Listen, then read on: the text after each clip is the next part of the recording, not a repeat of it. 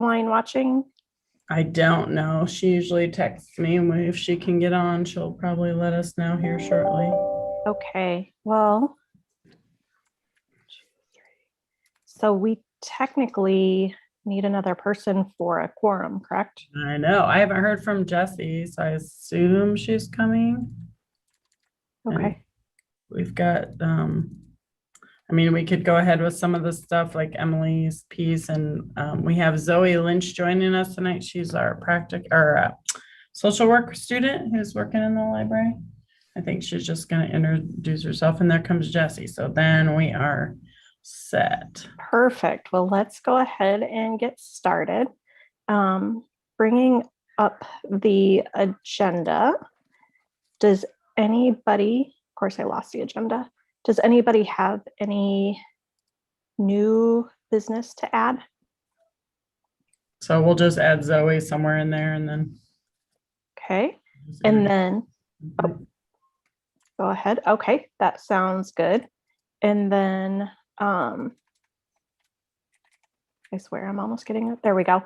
And then for additions, changes to the agenda, I think we need to talk about reappointments or new members joining us for the upcoming year. We could talk about that at the end. I don't see anybody else on from the public, so no public comment. And then for approval of May minutes, did everybody have a chance to review the meeting minutes that were sent out by Scott?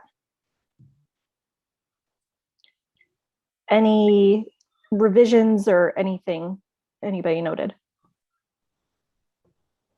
No? All right. Is there a motion to approve the May meeting minutes as written? I move. Thank you, Michael. How about anybody second? I'll second. Perfect. So meeting minutes from May are passed. And then let's go ahead and talk about reports. Maybe should we start off with Zoe? Do you want to introduce yourself and then we can go to Emily?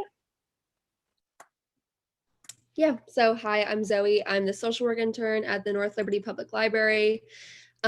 Just for one of my little tasks, I'm just seeing how policy is made in the library. So I don't have much to say. I'm more just observing today. Well, welcome, Zoe. We're glad to have you join us. And then Emily, do you want to have the floor? Sure thing. Thanks so much for having me tonight, everyone. I appreciate the grace for missing the last meeting. I was mistaken on the dates and the Zoom link, so I appreciate you hanging with me on that one. I am the Family Services Librarian. For those of you that might need the refresher, I work with kids 5 and under and their family. Of course, most of my job is programming for those populations. And so then, of course, my last year and a half has been very, very different. We have been doing a few different online story times. We started doing some Facebook Live story times, and at the beginning of the pandemic or the beginning of the closure, so last March 2020, then there were some questions about publishing rights and what was allowed to be on what platforms. So we scaled back our lives to better acquiesce to publisher and some authors' copyright preferences or copyright wishes. So we landed doing a Zoom story time every week, and that was by registration. You would receive a link to that, and then we created a closed group on Facebook that our patrons had to request to be a part of. And we had decided that, of course, North Liberty residents, but also Johnson County residents on the in a larger scope, and then also if there were grandparents or other kind of special circumstances of people that lived outside the area, we would also allow them to come in as well. We never ended up with that problem. We did have a few spammers, people from international people that were maybe looking to sell things that we just deleted, but we never had anyone from outside of the Johnson County area request to join who we thought was a real person. But that was going really well. I had a dedicated, and I'll get back to this in a little bit. I had a dedicated little lady that would come to my story times every week, and sometimes it would just be her and I. And while that sounds challenging, it was wonderful. It was delightful to get to know her. I did not know her or her family before the pandemic started. So to make that connection with her and her family was really amazing. And then I had some other regulars come in and out. And then sometimes we had some special presenters. Doodlebugs from the Cedar Rapids Museum of Art still did virtual programs every week. And then we had a couple of larger events, Celebration of the Young Child or Week of the Young Child in conjunction with the Children's Museum. And then the other Johnson County libraries, we had a story time at that time of the day as well, or of that day of the week as well. And we had bigger crowds then, but I had a few regulars that would come in and out. The Facebook group is a little bit less well attended, and that I think will keep up. Those recordings are always there, so anyone who wants to pop in and watch a story time at any time can. One of my outreach centers that I was not able to continue to do with a personal Zoom because they didn't have the technology, TV or screen in their room at all times, would just hop on that Facebook group and watch the story time when they could with their class. And it was so very neat to know that my friends that I had seen were still seeing my face, even though I wasn't able to have that experience with them. And then I did do 2 outreach centers I was doing pretty consistently. And then one care center closed, so I was just doing one until the very end, end or beginning, whichever way you'd like to look at it. When we opened back up and I was able to do outdoor in-person story time, I just transitioned back to doing a in-person one for them. So it was a small number, but I know that the impact that I made with those community members and those children especially was great.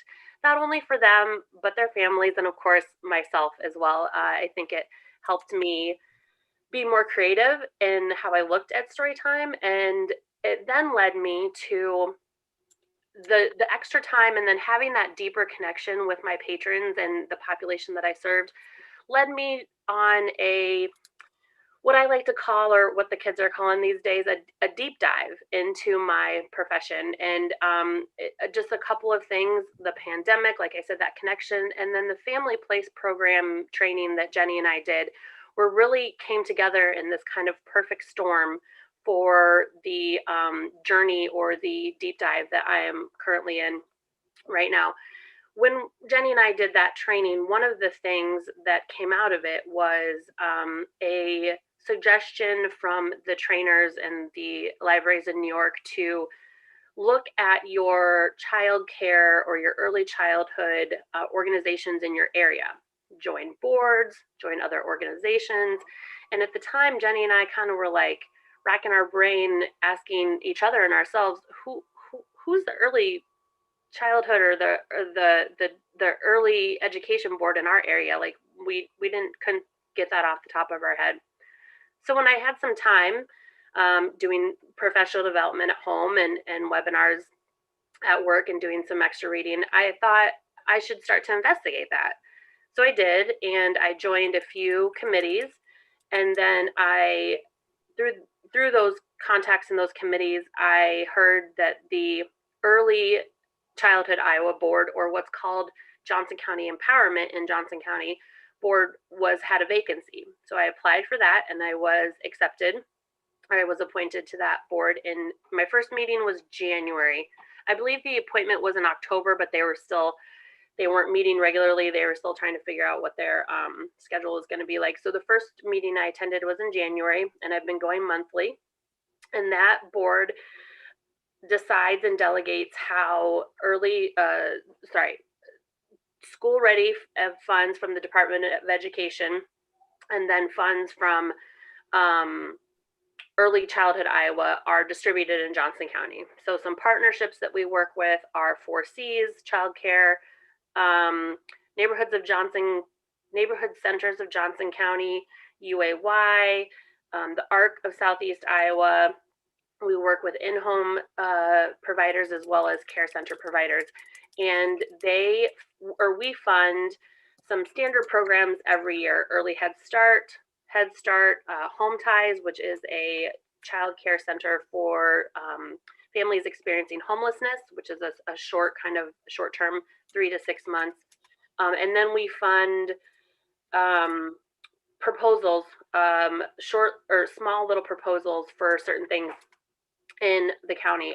This year, because there was some extra money left over at the end, and with lots of other organizations, if you don't spend all of your money at the end, you have to give it back to whatever the governing body is. And of course, like many boards and organizations, we did not, Early Childhood Iowa did not want to give that money back. We want to see it in our community. So we funded $5,000 grants to, I think, 7 care centers, 7 or 10, between 7 and 10 care centers in Johnson County to get outdoor play equipment. It was something that's kind of always on the back burner. The pandemic, along with the derecho, really made that a need. We funded some new parenting groups through organizations such as UAY and neighborhood centers of Johnson County, that because of funding cuts in other areas, those had been cut, so we were able to help fund those. And then also a child care certified nurse that goes around to all of the care centers in Johnson County and helps those directors and educators and teachers know how to report things, know how to assess healthcare issues within their center. And that also helps with kids who are underserved, families who are underserved that don't have access to healthcare as well. So we saw that obviously with the pandemic as being a huge need in our county, and as a, in our state and in our nation as well. So it's been really awesome and amazing and eye-opening to look at my position in a larger scale. I would hope state and nationally might come at some point, but right now I'm focusing on just our county, and it's been really, really great. And another part of that is looking into diversity, inclusion, and equity, justice. I know I said it backwards, but some people are calling it now JEDI: justice, equity, diversity, and inclusion.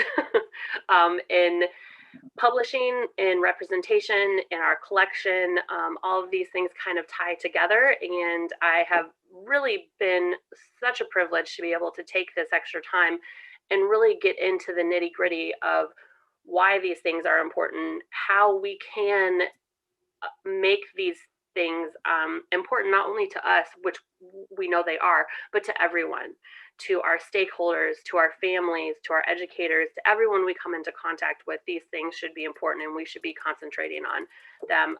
I've been really lucky and was accepted into a cohort through the Colorado Early Literacy Libraries, which is called CLEL. It's a curriculum called Project Ready, and I'm doing it every 2 weeks. We have a curriculum topic, and then we go back and have a cohort with about 12 or 13 other librarians, most from Colorado, but there's a few from Mississippi, a few from the East Coast. I'm the only Iowan there. But again, a privilege and a silver lining of the pandemic is I'm able to join this in person, virtual in person cohort in Colorado, which I would have never been able to do previously to the pandemic.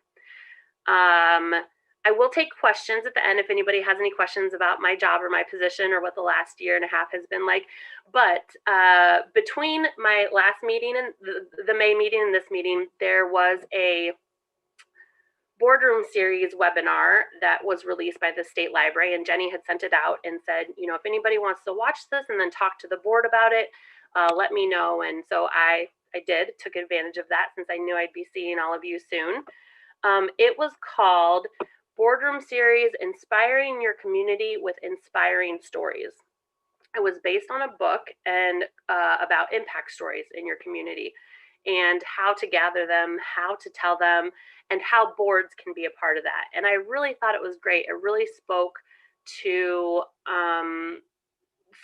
me, because sometimes we all know we have an impact, right? We know it's there, but letting other people know it's there is sometimes hard. It's hard for me, even when I'm doing my board report, or if I'm doing an elevator speech, I sometimes get a little stuck because it's my everyday is impactful to our whole community.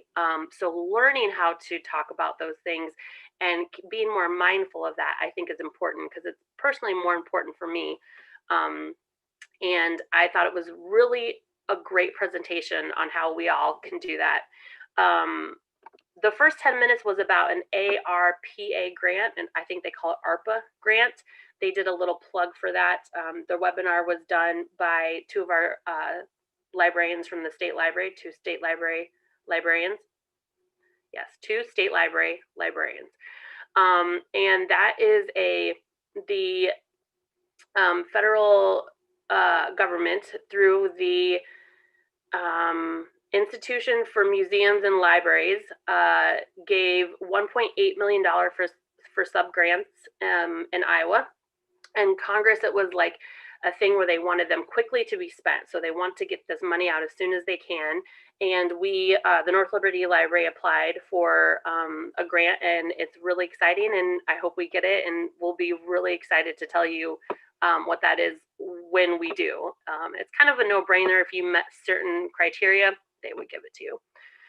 Some examples that the webinar ladies had about how you can tell these impactful stories to your patrons as a board, or talk about the different things that are happening at your library. So that grant coming through will be one of them.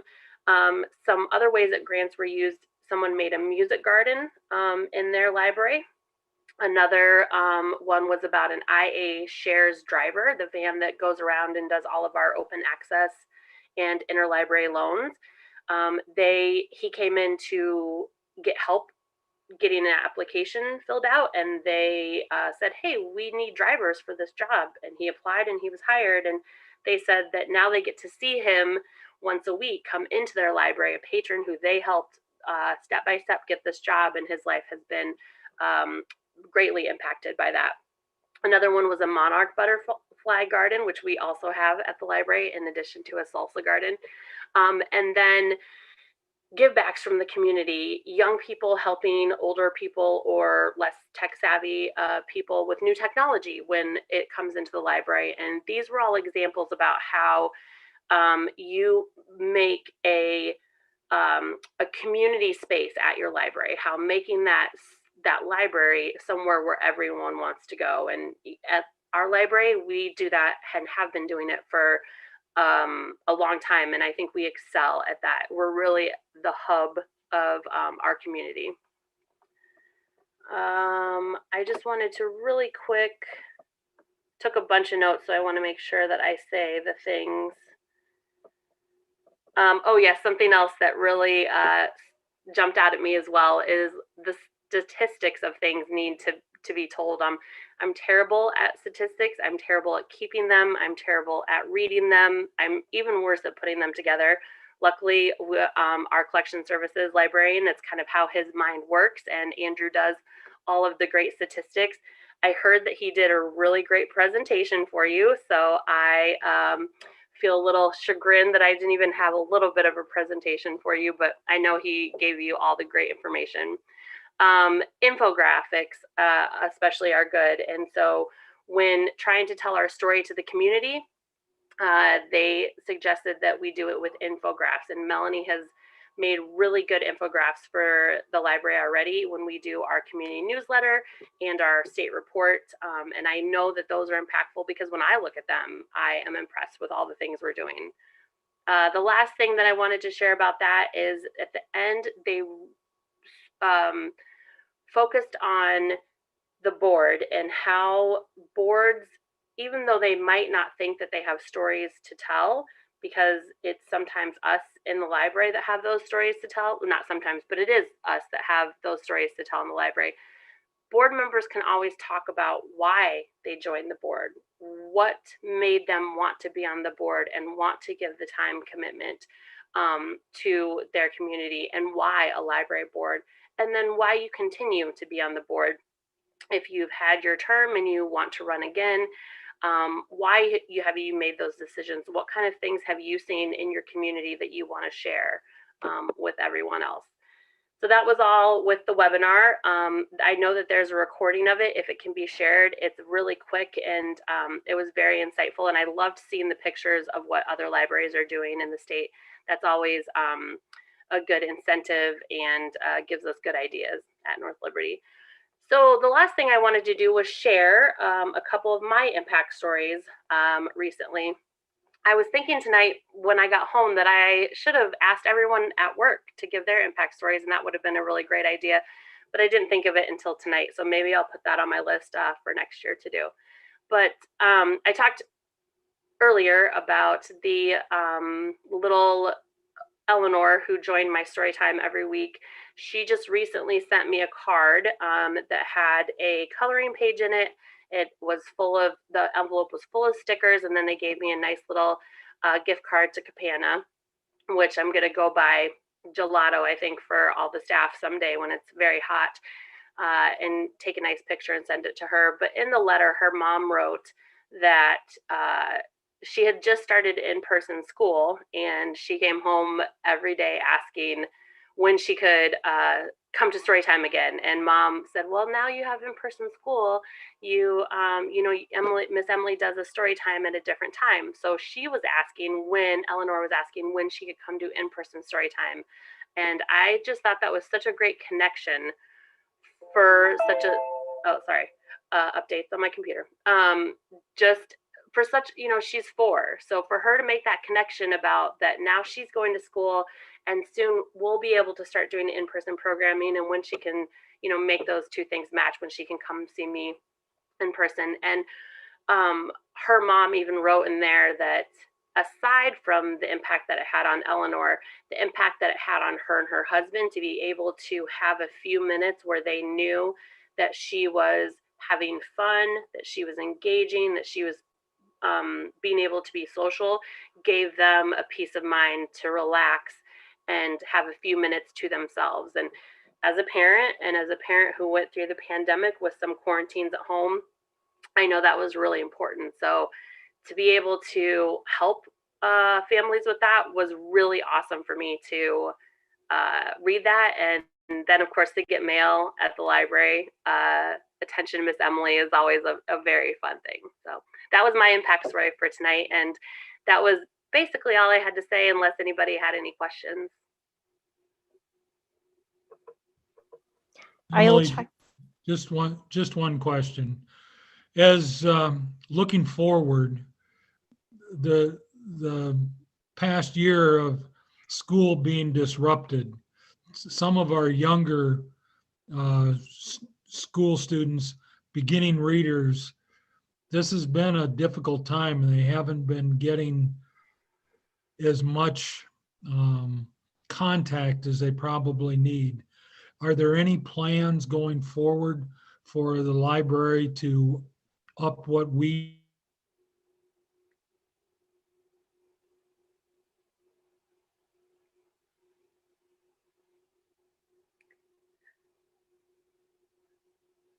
He's frozen for everyone, right? It's not just me. He is Okay. frozen for everyone. Oh, we lost him too. Oh no.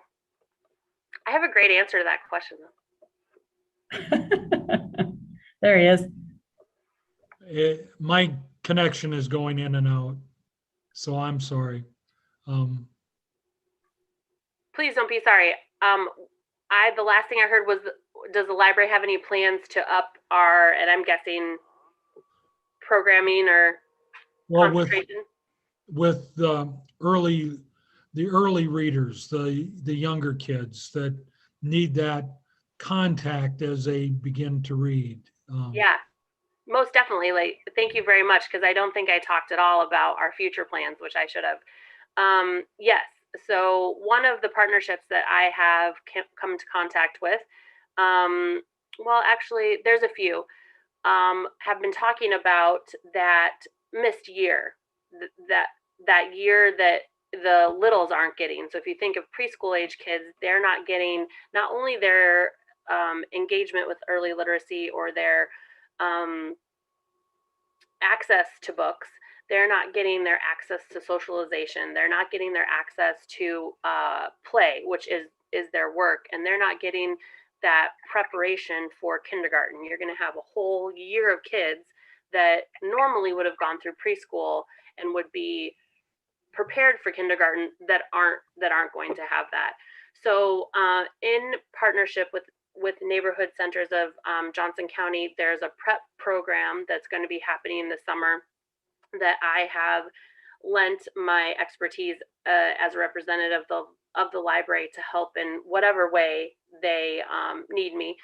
Right now they have only groups set up in Iowa City, but I'm hoping that they can have a group in North Liberty or North Coralville, someplace where the other librarians and the other Johnson County libraries and I can go to these, I hate to call them play dates, but that's kind of what they were calling them because they're more than that, right?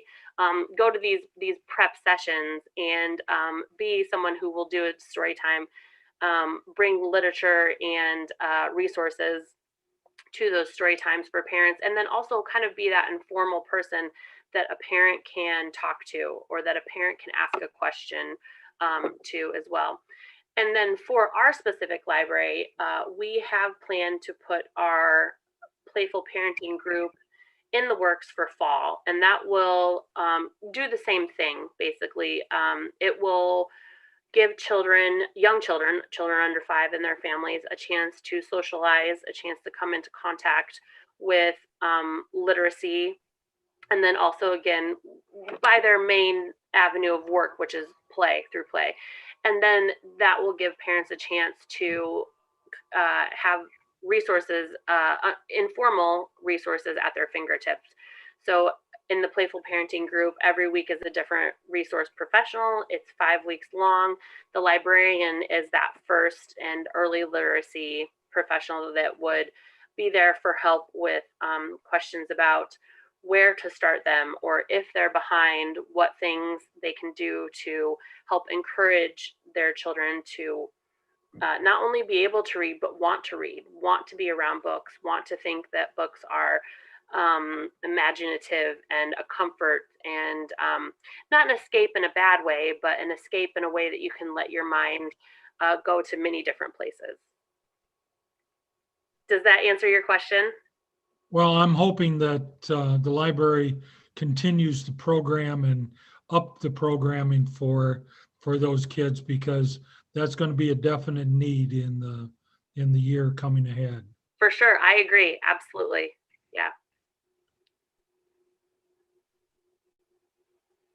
Emily, I want to thank you for presenting tonight and for everything you're doing to help our community. And I will say my kiddos pre-pandemic were at a daycare center and preschool center, and they loved your visits. Oh, So awesome. we were able to connect over that. Oh, that's great. That's thank so you. good to hear. Thanks, Heidi. Thank you, Emily. Thanks, everyone. Have a great Thanks, night. Emily. You too. I was going to let you guys know that Chris is here in Perfect. watching us, listening. Sounds great. How about we move on to the reports? We'll turn it over to Jenny. All right. So budget is I'm still trying to master this reporting system. So I don't have a lot of budgeting to tell you, except I know we have we have good money left, which we kind of knew would happen. We've expended some of that. We've gotten quite a bit of actually some wish list things that we were wanting. We added a new counting system that Chris talks about in his report, that's a camera that actually reads head and shoulders. So as people go through, it's counting more children. Unless someone's holding a baby right up against them, it will count, or has a cover over their stroller, it'll count every little human. And it's much more accurate. And it's also really cool if you haven't been in the library, it has an occupancy sensor. So he set up 2 iPads right by the doors that people can see how many people are in the library. And it's also on our website. At the bottom of our website, you can scroll down and look at it. Right now, we just have it set at 50, so it includes staff and then whoever's in the building. We aren't hitting huge high numbers of folks in the building quite yet, but we are starting to see a few more people strolling in at different times. Most of the time we stay around 20 people or less. So people are starting to come in, but they're not overwhelming us. And I think that was important for June for us to, I mean, a couple of people commented that they felt like they were starting a new job this month as we unlock the doors and have people back in the building. So we're at about 78% as of May, the end of May, but I think we'll hopefully at the end of June, Tracy will help us navigate our final numbers and see what they look like. As I said, we are just still trying to learn the system. And so we were quite under there, but we also bought quite a bit of computer equipment. Chris replaced most of our monitors. He's trying to get us up to speed slowly but surely with good computers and having consistent computers so that we all have basically the same setup that he can easily replace or fix or do whatever he needs to do. We're really fortunate to have him on board helping us out with some of this stuff. So that is where the budget is right now. Does anyone have questions about the budget?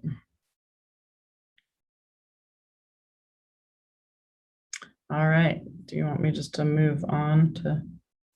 So Friends met this last month and they just had a real short meeting.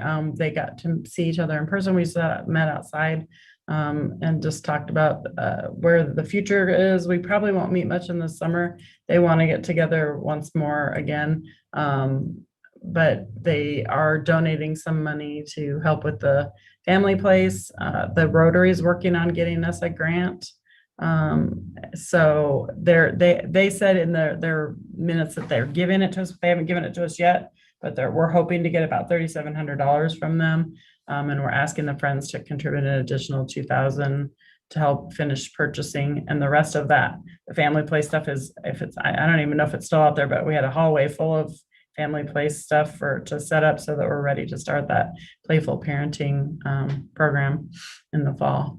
Then just they'll help fund some of the cost of the trip to Reno if we need help, because we are going to try to take 4 people this time. The conference is really good. We're going to try to start rotating to an adult services or Kelly, either Amy or Kelly will go, and then either Aaron or Emily will go, so that we can get as many people there. It's just such a phenomenal conference. We want to try to utilize the funds to go to it as much as possible. So that is Friends report, and then I can move on if you guys don't have any questions about Friends. If you're ready, we can talk about the library. So one thing that's not in here that I'll just start with so I don't forget to tell you, we did have we have a staff person who is moving out of state. So she gave her notice this 2 weeks ago, and right after I'd written my report.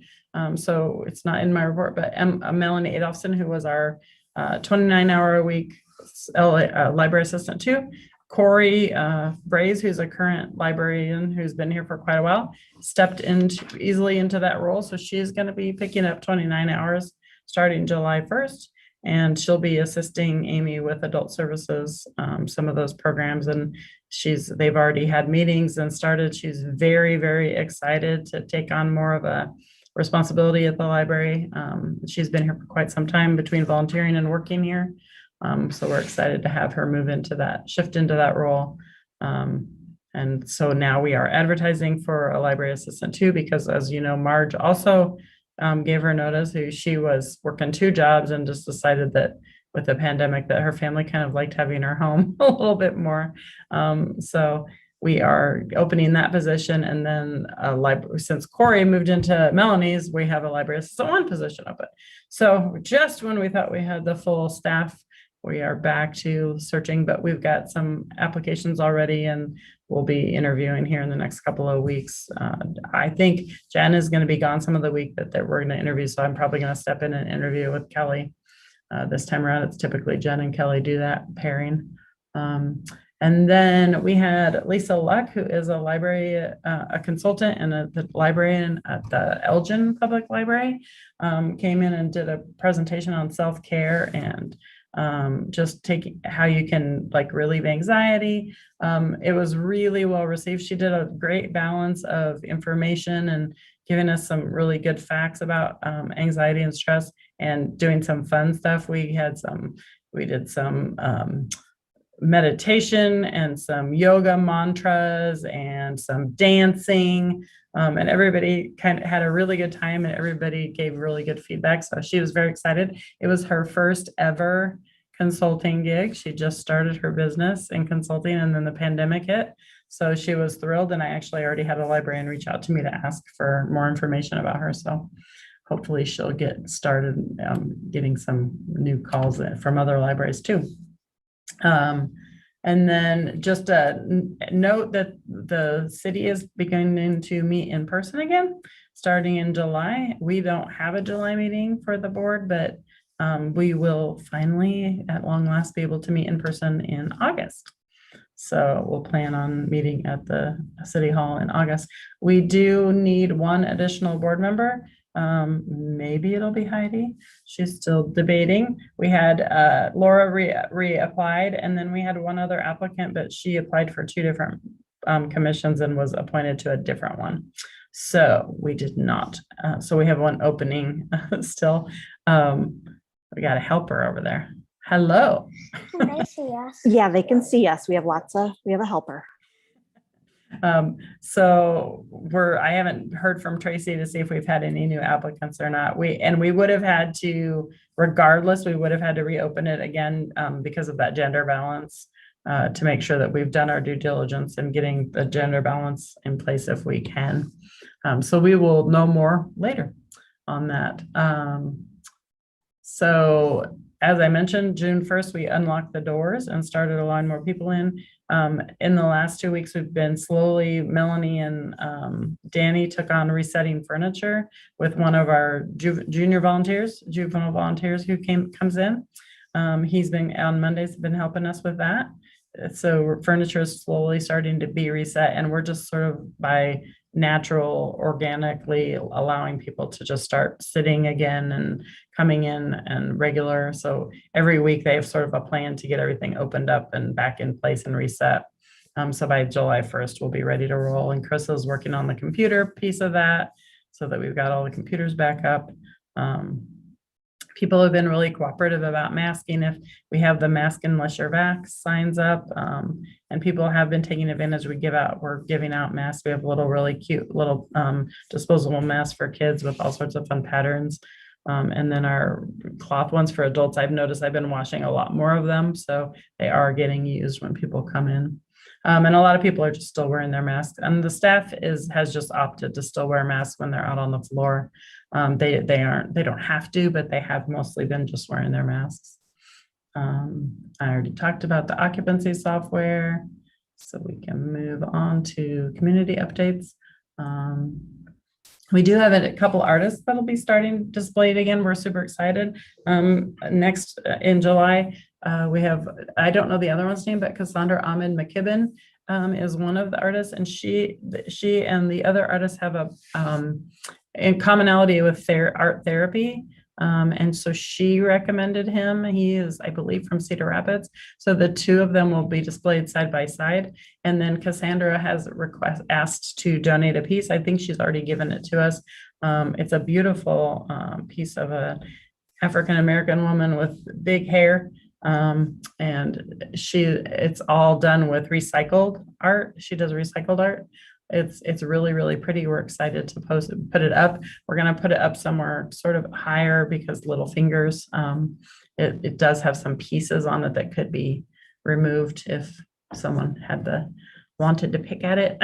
So we're going to just put it up a little bit higher. And then I talked about, I was asked with a very quick turnaround if I would present for the American Library Association at the Rural Libraries Summit, which is a fairly new thing. And the Rural Library Summit has a big, long, a bunch of different groups. It's the tribal libraries, I believe the small libraries, some, the I mean, the acronym is like 8 letters long and I don't know what it means. But they asked me at the last minute sort of to present for this. And one of the board members of the ARSL asked me if I would be willing to do it. And I said, sure, what do you want me to present on? And she said, pretty much whatever you want to, something related to COVID.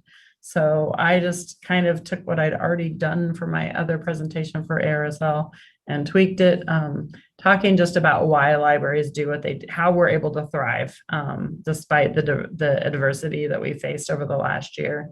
And mainly just talking about how libraries have always had to adapt. We've always done this. It's really, the pandemic was this huge, big thing, but it's the same thing we always do, just on a way grander scale. And I had over 100 attendees in that session. It was a lot of fun and exciting. And then just mentioned again, I mentioned the ARSL conference. We have already booked our 4 staff's flights and hotel reservations are made. It is not until October, but we wanted to go ahead and use funding that we had in place already, and Ryan gave the go ahead, so that is done. And that's really all that I have this month. I think as we begin to open up more, we'll have more news every month. It's exciting, lots and lots of cool stuff. And Emily mentioned the ARPA grant. We actually did already get that funding. I thought she knew that, but she must not have. That funding is just basically, it's a non-competitive grant. So almost anyone who applies gets it, and we'll be getting the benches that I mentioned last month. I'm still collecting quotes for that. I have been searching for companies that aren't overseas. I've so far found 2, so I'm looking for one more company so I can get a 3rd quote, and then we'll be hopefully purchasing those within the next month or 2.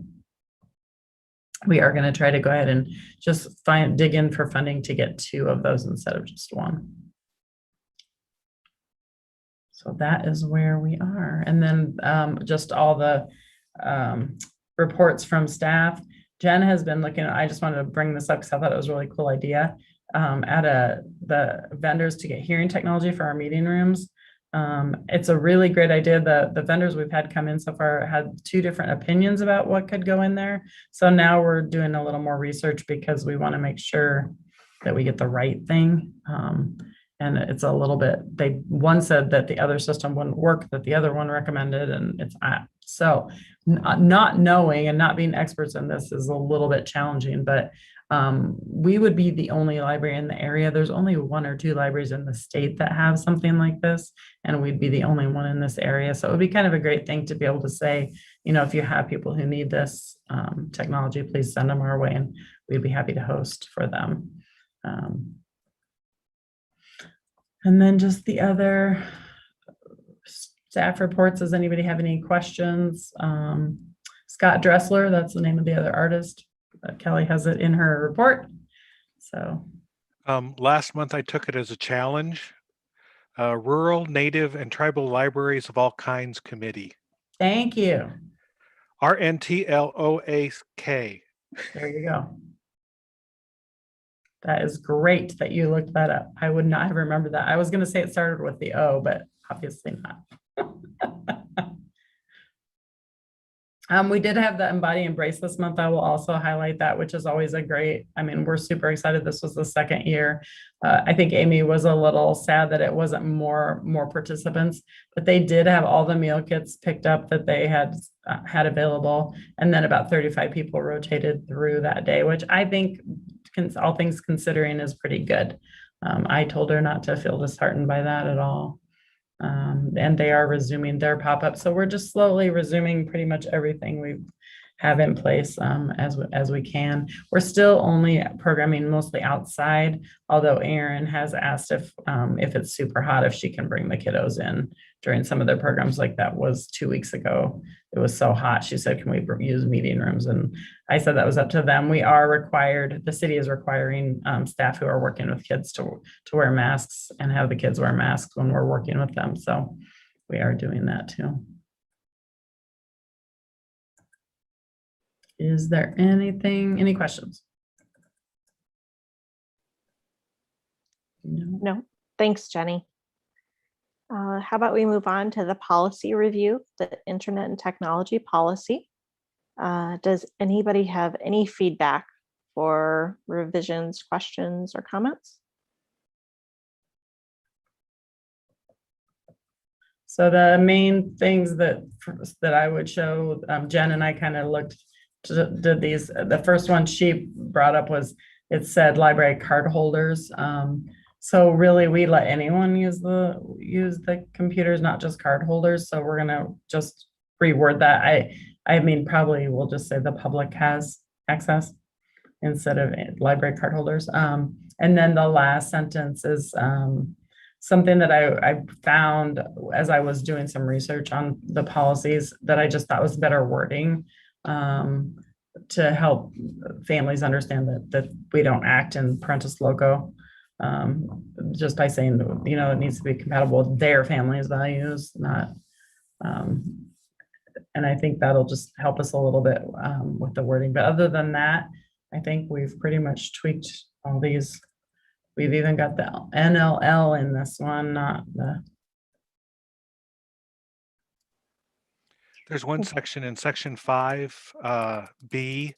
It's self-referential, but it calls it the internet/computer policy. Just that self-referential kind of thing. Okay. That's all. Oops. Okay.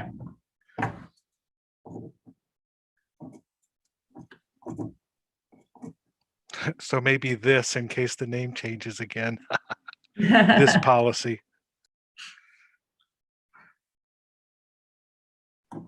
I will correct that. All right, anything else anyone noted?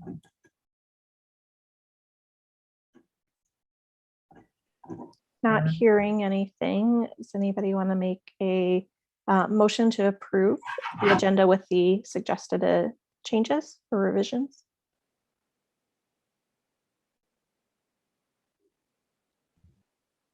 I'll make a motion to approve. Thanks. Anybody second that? I'll second. Thank you. All of favor say aye, Aye. Aye. and all opposed say nay. All right, so that policy passes. And then for the rest of the meeting agenda, any old business? And then for new business, I had suggested discussing about the appointments for board members, but I think we covered that during Jenny's talk, unless Jenny, you have anything else to add? Unless you guys want to talk about officers today. Otherwise, if Heidi does not continue on the board, we will not have a president to lead the meeting in August. Well, and even if she does continue on the board, I don't think she probably is up for another year. So everyone, don't duck your heads or look down. Is anybody interested in being president starting in August? Don't everybody talk at once. Maybe Laura will take it on, take the helm since she's VP this year, correct? She is. So maybe regardless, she could be willing to write the agenda for August. And my main stance is that if somebody is interested in wanting to apply for the board, I'm, stepping aside for that so they can do that with my other professional commitments. But if others don't apply, I'd love to be apply for the board again. Which we're very grateful for. Thank you, Heidi. Yeah. So I'll keep in touch with Heidi and we'll go from there. And for August, we'll plan on, hopefully Laura, we can pin her down. If Laura can't do the agenda, I can do it. Okay, thanks, Jesse. Just let me know. All right. Pin down a vice president. With that, is there a motion to adjourn the meeting? I move to adjourn the meeting.